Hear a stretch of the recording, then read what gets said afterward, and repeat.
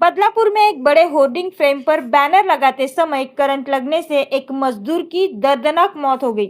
मृतक की पहचान 25 वर्षीय इंद्रेश कुमार राजभर के रूप में हुई है। घटना की जांच बदलापुर पूर्व पुलिस कर रही है। जानकारी के अनुसार इंद्रेश अपने एक सहकर्मी के साथ थाने से बदलापुर स्थित डीमार्ट के पास 30 बाय 30 फीट की फ्रेम पर बैनर लगाने आया था। इसी दौरान उसका सहकर्मी कुछ दस्तावेज लेने के लिए स्टेशन चला गया। सहकर्मी के जाने के बाद इंद्रेश अकेले ही फ्रेम पर चढ़कर बैनर लगाने लगा। तभी अचानक उसे तेज करंट लग गया, जिससे उसकी मौके पर ही मौत हो गई। घटना की सूचना मिलते ही बदलापुर पूर्व पुलिस मौके पर पहुंची और जांच शुरू कर दी। इंद्रेश के शव को पोस्टमार्टम के लिए ग्रामीण अस्पताल भेज दिया गया। पुलिस यह पता लगाने में जुटी है कि हादसा आखिर कैसे हुआ और इसमें किसी प्रकार की लापरवाही तो नहीं हुई। बॅनर घेऊन इथून मुंबईचे बॅनर इथं लावायचं डिमांड तिथं तिथं होर्डिंग लावली ती 30 बाय 30 वरती. तर त्याला बोलव, तू काम चालू कर, मी स्टेशनला जाऊन येतो पेपर घेऊन. मी तिकडचं काम म्हणजे पेपर घेऊन येतो, मग आपण दोघं काम करू.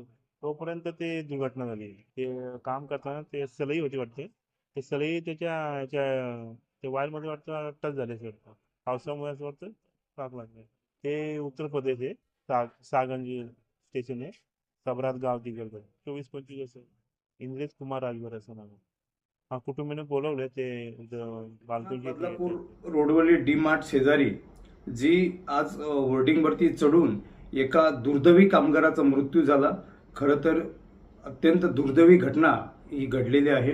अशी घटना घडूच नये यासाठी मी गेली 4-5 वर्षापासून या प्रशासनासोबत संघर्ष करत आहे. अंबरनाथ शहरातील आजूबाजूच्या परिसरातील जी अनधिकृतरित्या होर्डिंग्स उभारलेले आहेत त्यांनी तातडीने ते अधिकृत करून एक मानवी जीवितास धोका निर्माण होणार नाही अशा पद्धतीने त्याची नियोजन करण्यासाठी मी अनेक वेळा तक्रार दिलेल्या आहेत.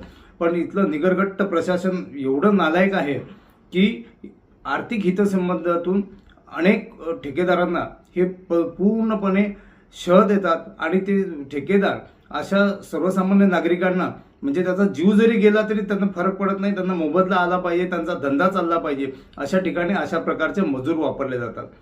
मी ह्या ठेकेदाराच्या विरोधात आता लेखी तक्रार देणार आहे आणि ह्याच्या विरुद्ध तर सदोष मनुष्यवधाचा गुन्हा तर दाखल झालाच पाहिजे, परंतु ह्या संबंधित फ्रेमवरती चढून बॅनर लावण्यासाठी कोण प्रशासन त्यांना परवानगी देतं किंवा कुणाच्या आशीर्वादाने हे गोरखधंदे चालू आहेत याचा तपास झाला पाहिजे. आणि त्यासाठी मी आता या पुढचा लढा या लोकांच्या विरुद्ध आणखी तीव्र करणार आहे.